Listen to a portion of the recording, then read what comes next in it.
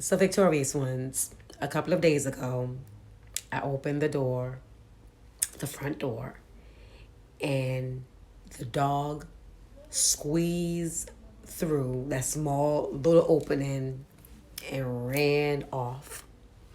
So, my husband and our daughter, they were outside, and the dog is just running, and as if it's just having a good old time running around the neighborhood, and they're chasing the dog and trying to get the dog to come back home.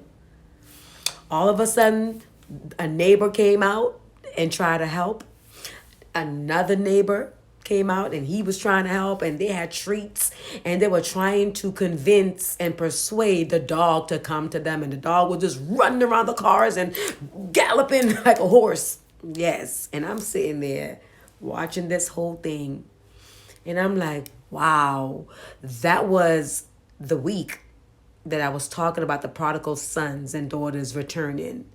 You see, many of the prodigal sons and daughters out there are just running away from the Lord, running, doing their own thing. And God is trying to send his angels, right? He's sending the angels as divine destiny helpers to help. And if you can get the visual, and the animal is just running away, just trying to be free. And I'm praying, oh my goodness, I hope a car doesn't come and like hit the dog, right? Because the dog is running and doesn't understand that there are moving parts. There are cars driving around, right? Such is the case with the prodigals. They're out there doing their own thing. And God is trying to get their attention for them to return back home. But I'm here to decree and declare that the dog eventually was caught.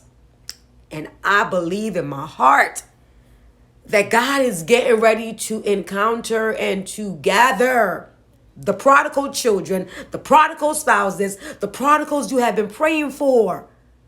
They're getting tired of running around aimlessly with a vagabond spirit. And in their exhaustion, they're going to collapse in the arms of Abba. And he's about to transform their whole lives.